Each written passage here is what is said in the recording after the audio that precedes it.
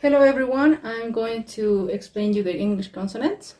I'm going to focus mainly on the place of articulation, but first I need to explain you two other more criteria that will help us differentiate between consonants. So first we're going to focus on what are the vocal folds doing.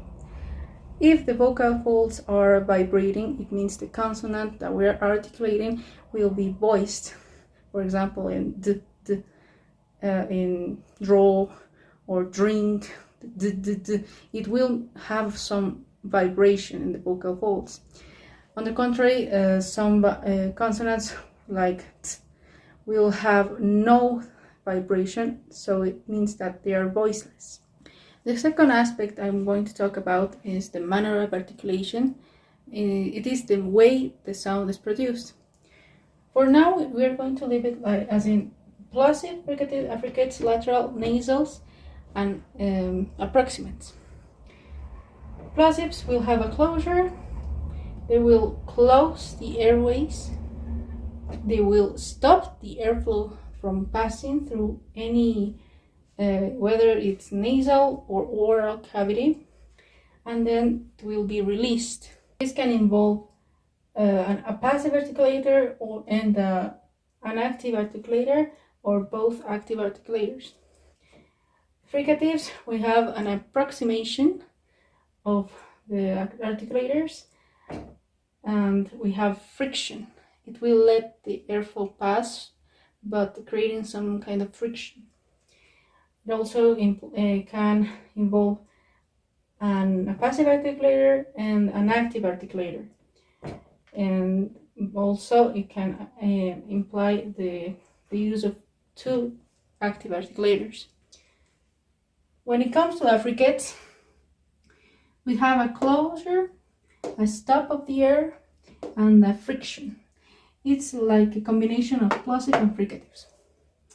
A lateral sound means that the active articulator, for example, in like the tongue, will touch the alveolar ridge, and it will let the air pass through the sides, so that's why it's called lateral. Nasal sounds involves the air passing through the nasal cavity. It means that the velum is not blocking this air passageway. And then approximate sounds, they have a close contact, but there is never a real contact, so that's why they're called approximate. Since we have already covered what the vocal folds are doing and how the sounds are being produced, we can now focus on where the sounds are being articulated. The first type of sounds we have are the glottal sounds. We have and here, for example, hello, and this is a glottal stop that, for example, in some varieties we don't say water, and instead we say what. And by the way, since they're articulated in the same place, we call them homorganic. Here, for example, we have a fricative sound. In this case, it's a fricative sound that has two active articulators, and in the case of the glottal stop, we would say that is a plosive sound that involves also two active articulators, because it involves the vocal folds. The next type of sound are velar sounds. We have, for example, g and k, and also n. G as in gas station, for example, k as in kilogram, and n as in sing. These sounds are articulated because of the touch of the back of the tongue against the velum. And g, k are plosives.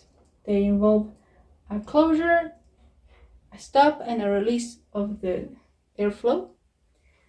And n is a velar sound but also it's a nasal sound because the airflow will go through the nasal cavity. And the G sound has voice, so it's voiced. It has vibration, whereas the K sound is voiceless. The third type of sound are the palate sounds. We have, for example, Y and W, and these are semi-consonants, but they are also known as semi-vowels because they share an articulated features with vowels, that is the voicing. They vibrate when they are articulated. And they involve the touch of the front of the tongue against the hard palate. And Y, for example, in the word yell, and whoop as in water. The fourth type of sounds we have are palatal-alveolar sounds. We have, for example, sh, sh, j, and j. These sounds are produced with the tip, the blade, and the front of the tongue against the palate and the back of the alveolar ridge. Sh, for example, is a fricative sound. Also, j, j, j. Both are fricative sounds, and ch and j are affricate sounds.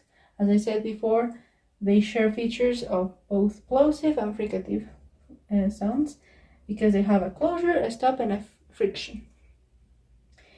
And sh and ch are voiceless, we don't have vibration, and j and j are voiced, we have vibration. The fifth type of sounds we have are postalveolar sounds. We have sounds like r and tr, and these sounds involve the contact between the tip of the tongue against the back of the alveolar ridge. And with r, for example, we have rat, and as in trial. And r is an approximate sound because there's not a total contact between both articulators. The sixth type are alveolar sounds. We have t, d, s, z, and n, o. These sounds involve the touch of the tip and the blade of the tongue against the alveolar ridge. And, for example, t as in toe, d as in draw, s as in summer, z as in zoom, n as in never, and l as in lawyer. T and d are opposed. This means that even if they are homorganic and if both are plosives, they are opposed because of their voicing. The t sound is voiceless, we don't have vibration. The d sound is voiced, we have vibration. In the same manner, we have s and z. S. Both are fricative sounds, but s is voiceless and z is voiced. N, n, and l have no opposition, so we have not this contrast. But n is voiced, both are voiced, but n is nasal again. The airflow goes through the nasal cavity, and l is a lateral sound. As I said before, it means that the active articulator touches the top of the passive articulator and lets the airflow go through the sides. The seventh type of sound is dental. We have sounds like and v. And this one as in think, and here as in they think. To articulate this sound, we have to have the contact of the tongue against both upper and lower teeth. Both of these sounds are fricatives. Sound is voiceless, we don't have vibration, and sound is voiced, we have vibration. The 8th type of sound is labiodental. We have and as in fever and as in avoid.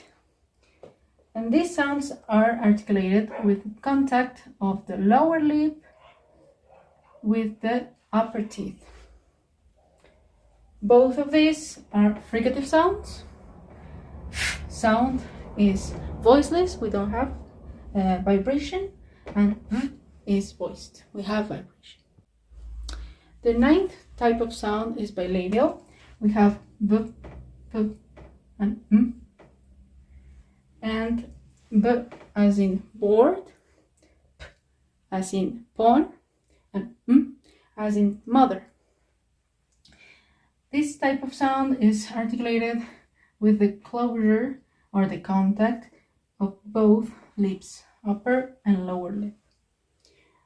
And all of these sounds are plosives. B sound is voiced, we have vibration. P is voiceless, we don't have vibration. And m is nasal. Since the airway, the oral air cavity is going to be blocked, the air will go through the nasal cavity, so we have a nasal sound. I hope you liked this short lesson and thank you for watching.